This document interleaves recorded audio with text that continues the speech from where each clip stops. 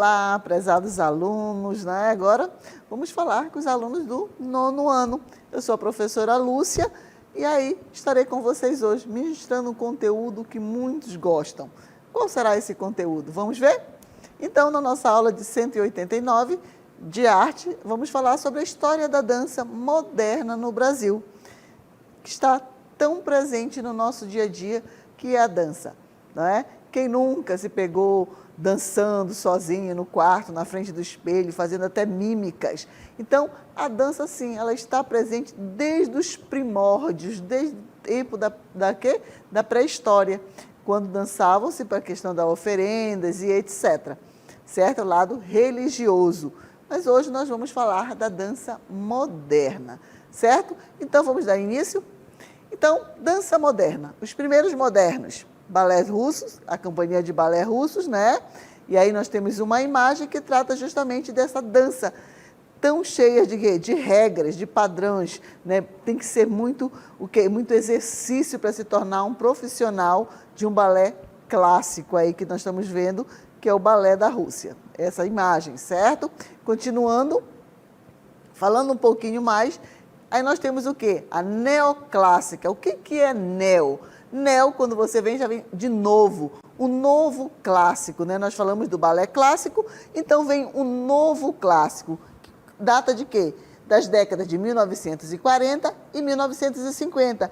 E também da década de 1960, que é o quê? A transição para a dança contemporânea. O que é contemporânea? Aquilo que está presente ainda nos nossos dias, né? Faz parte da nossa história. Também muito mais próximo, certo?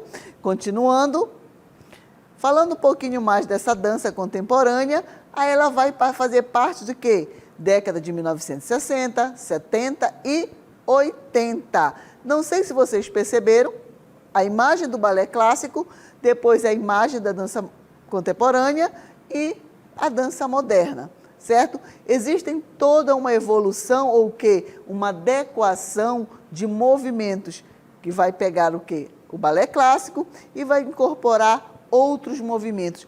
Mas por que isso acontece na dança contemporânea? Vamos ver? Então, a dança contemporânea, né, o contemporâneo, tudo o que faz parte do momento histórico que vivemos. Olha aí, contemporâneo, aquilo que a professora Lúcia já havia comentado. A arte que expressa a nossa realidade, após o movimento modernista na dança e as mudanças e inovações que ele trouxe, na década de 60 ainda era recorrente a produção, né, de coreografias com estruturas formais como no balé. Então, mesmo com toda a inovação que aconteceu no período modernista, que nós sabemos, vocês já ouviram falar da Semana de Arte Moderna no Brasil, 1922. Isso também traz o quê? Uma inovação. Mas, dentro da dança, o que acontecia? Continuava a reprodução de um balé clássico, tá? E aí, continuando, entre, né, as décadas de 1960 e 1970, uma nova geração de coreógrafos questionaram os preceitos da dança moderna e passaram a trilhar caminhos muito diferentes. A dança, né, continuando, é uma expressão, né, uma das expressões artísticas mais antigas, que a professora Lúcia falou no começo. Na pré-história, dançava-se pela vida, pela sobrevivência.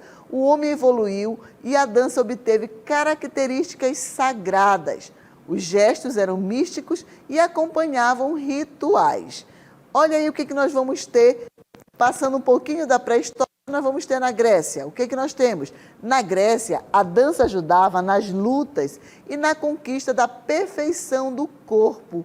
Já na Idade Média, se tornou profana, ressurgindo no Renascimento. Na Grécia, era o quê? Ajudava nas lutas e na conquista da perfeição do corpo, certo? Já na Idade Média, se tornou o quê?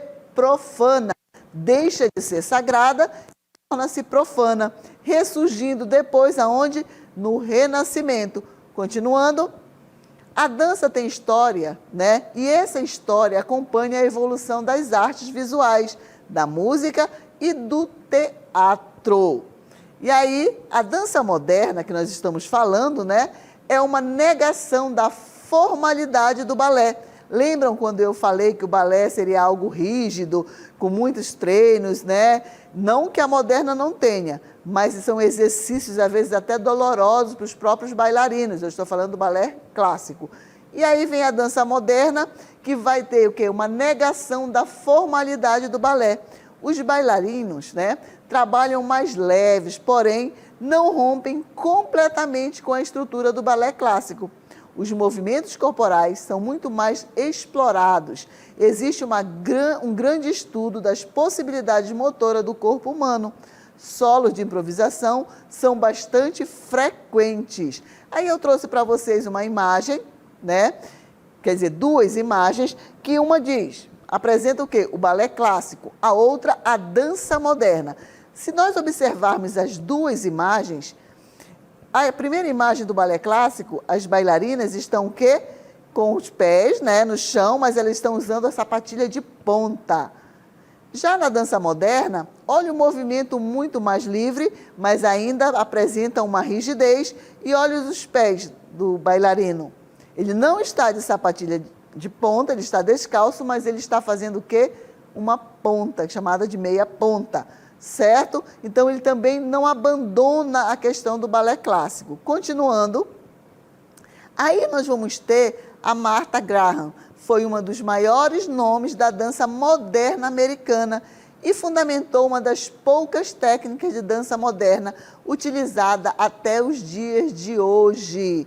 Ela vai pegar o balé clássico e vai trazer movimentos, vamos chamar de um pouco mais livres, mas não abandonando os preceitos do balé clássico, certo? O que é essa técnica Graham? Vamos ver?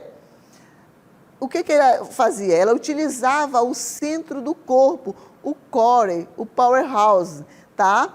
Como origem da vida. Acreditava que as emoções, os sentimentos e os movimentos são primeiramente visíveis na região central do corpo. A contração é o principal fundamento da técnica Graham. As contrações do estilo Graham sempre começam a partir da pelve, e este movimento caminha por toda a espinha dorsal até o pescoço e a cabeça. Então, da pelve até a cabeça. O movimento está centrado aonde? No corpo, aqui, na parte central. Então, a questão da respiração, a questão da contração, isso vai fazer parte dessa técnica, certo? Não esquecendo que não vão abandonar os preceitos do balé clássico, só que o movimento corporal, ele vai ser muito mais explorado. E aí, continuando, a contração é uma das principais características da dança moderna e faz parte da técnica de Martha, ensinada nos dias de hoje. Atualmente, muitos coreógrafos reinventam, adaptam e transformam a contração original da técnica de Graham, certo? E aí nós vamos falar agora do que? Da dança moderna no Brasil. Nós falamos da influência, como surgiu, não é? Na América, americana. Agora nós vamos falar do Brasil. Vamos lá? Então, a dança moderna no Brasil chega em 1932 com Ruth Rachou, que se especializou na técnica de Martha Graham e também na ginástica de Pilates. Vocês já ouviram falar dessa ginástica de Pilates? É excelente. Então, para ela, o pensamento tem que ser um exercício diário para o bailarino. Seu maior objetivo era difundir a técnica de Martha Graham no Brasil. Continuando, porém, o palco não aprecia esse novo modo de dançar. Já estava muito fixado no balé clássico. Claro que tudo que é novo, tudo que traz novidade, geralmente é rejeitado. O público estava acostumado com o quê? Com o balé clássico. Aquilo que nós falamos no início, né? A dança moderna apareceu, mas ainda nas artes plásticas, na questão das artes, a dança não, vamos dizer, não é que evoluiu, ela conseguiu seguindo os preceitos do balé clássico. Principalmente no Brasil, quando chegou esse novo movimento, até o próprio vestuário era diferente. O balé clássico tem aquela forma tchutchu e etc., sapatilha de ponta. A dança moderna ela vem trazer os pés descalços, as túnicas muito leves, que trazem um movimento mais leve, mais suave. Isso aí não agradou muito o público aqui no Brasil, não. Aquilo que aconteceu também na Semana de Arte Moderna, né? O novo sempre assusta, mas depois que é conhecido, depois que sabe, aí sim, foi aceito e hoje é super valorizado e super prestigiado no Brasil. Então, continuando, foi em meados de 1970 que esse estilo se incorpora em alguns grupos de dança, como um restrito número de pessoas. Em meados da década de 80, não havia quase inovações na dança, somente dança como relaxamento corporal, conhecimento do corpo como um todo. Já nos temas das coreografias, uma mistura de personagens e fatos brasileiros. Continuando, mas foi na década de 1990, né, que, com a pós-modernidade, a dança moderna se incorporou de vez, com várias companhias muito importantes e nomes consagrados da dança moderna. A dança no Brasil se tornou uma mistura entre dança moderna e contemporânea. Isso nos faz incluir algumas companhias de dança que se encaixam nessa miscigenação. De Ruth Rachou é uma das pioneiras da dança moderna no Brasil. Então não esqueça, no Brasil quem foi? Ruth Rachou. Quem foi na América, na americana, né? A Marta, tá? Então não esquecendo isso. E quais são esses grupos aqui no Brasil que tiveram destaque na dança moderna? Vamos ver? Então nós temos aí o Grupo Corpo, Cia Station, Cia Débora Coker, Balé Teatro Guaíra, Grupo Raça e Quassa Cia de Dança. Então, esses são alguns grupos de destaques, né, do contemporâneo que aderiram o quê? A questão da dança moderna, trazendo todo um arsenal, toda uma nova roupagem e movimento. O contemporâneo, né, traz, mas não abandona a questão dos movimentos do balé clássico. A dança moderna, ela vai trazer essa roupagem, né? Traz uma nova forma de ver. E claro que isso não agrada ao público acostumado ao que, vamos chamar ao tradicional. O novo, como eu falo, sempre assusta, tá? Mas é bom conhecer, é bom se apropriar, né? Para depois julgar se gosta ou não. E ver as inovações. E na dança não foi diferente. Certo? Então, agora nós vamos para a nossa dinâmica local interativa. Vamos lá?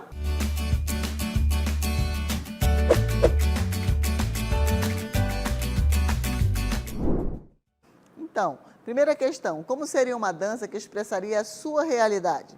Seria uma dança clássica ou uma dança contemporânea? Justifique a sua resposta. Questão 2. Cite o nome de 2 grupos de dança moderna do Brasil. Questão 3. O que a técnica Graham fala sobre a utilização do centro do corpo? Então, eu conto com a participação de vocês daqui a pouquinho.